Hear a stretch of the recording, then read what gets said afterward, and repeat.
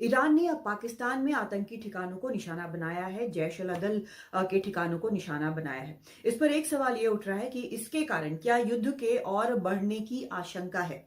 असल में ईरान जो है वो लगातार ये कहता रहा है कि उसके ऊपर अगर आतंकी हमला होगा तो वो उसका जवाब देगा। लेकिन क्या इसका असर बाजारों पर भी पड़ रहा है?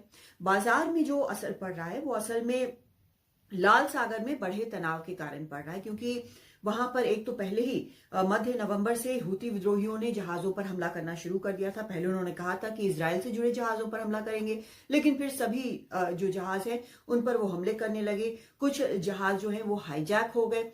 इसके जवाब में, क्योंकि इसका ये सीधा मतलब ये होता है कि सप्लाई चेन्स जो हैं अहम चीजों के, वो उन पर असर पड़ता और जो एनर्जी के जो तेल वगैरह के दाम है वो बढ़ जाते। तो इस पर यूएस यूके ने और भी 3-4 कंट्रीज के साथ मिलकर जवाब देने का सोचा। उन्होंने हूती विद्रोहियों के ठिकानों पर यमन में हमला किया, लेकिन उससे जो हमले हैं वो रुके नहीं। हूतियों ने साफ तौर पर ये कहा कि वो हमले रोकेंगे नहीं और लगातार हमले करते रहेंगे। उन्होंने किया भी, और इन हमलों के जवाब में भी यूएस यूके जो है वो लगातार और भी हमले कर रहे हैं, ताकि कैपेबिलिटी जो है हूती विद्रोहियों की हमले करने की, उनके पास जो मिसाइल हैं, जो बाकी साजो सामान है, असलहा है, उस पर असर पड़े। लेकिन ये हो नहीं रहा है। लेकिन जब शुरुआत में ये हमले हुए थे तो कुछ जहाज कंपनियों ने उधर से आना जाना रोका था। सुएज कनाल में उन्हें जाना होता है, उधर से उन्होंने आना जाना रोका, तो लाल सागर होकर और घूमकर अफ्रीका की तरफ से जाने लगे। इसमें दिन बढ़े, वक्त लगा ज्यादा और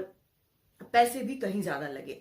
अब जब एक बार लगा था कि इन रिटेलिएटरी हमलों के बाद हूती विद्रोही रुक जाएंगे, वो नहीं हुआ है। तो उसके बाद एक कंटिन्यूअस तनाव, जिसको कहा जा सकता है कि किसी भी वक्त कुछ भी हो सकता है लाल सागर में किसी भी जहाज के साथ, इसको देखते हुए कई कंपनियों ने रास्ता बदला। और जो खबरें आ रही है उसके मुताबिक कम से कम 150 से 200% उनके चार्जेस में बढ़ोतरी हुई है, इंश्योरेंस में बढ़ोतरी हुई है, क्योंकि खतरा अब ज्यादा बढ़ गया है। इन सब चीजों को देखते हुए ये देखा जा रहा है कि उसका असर बाजार पर भी, शेयर मार्केट पर भी पड़ रहा है। जब तक ये स्थिति शांत नहीं होती है, लगता है यही होता रहेगा। और युद्ध के कारण तो ये हो ही रहा है, क्योंकि कई सप्लाईज जो हैं वो इजराइल से भी आती हैं, और वहां पर जो ये युद्ध चल रहा है उसके कारण जो बाकी क्षेत्रों में भी तनाव है, उसका असर तो लगातार देखा ही जा रहा है। खुद विदेश मंत्री एस जयशंकर जब ईरान में थे, उन्होंने इस बात की चिंता जताई कि भारत के लिए भी ये चिंताजनक है कि उसके बिल्कुल करीब ये सब कुछ हो रहा है, उसके इलाके के, उसकी जो जरूरतें हैं, एनर्जी की जरूरतें हैं, उस पर भी इसका असर पड़ सकता है। तो ये सभी चीजें जो है मिलकर वो बाजार पर असर डाल रही हैं। दिल्ली से कादम्बिनी शर्मा, एनडीटीवी इंडिया।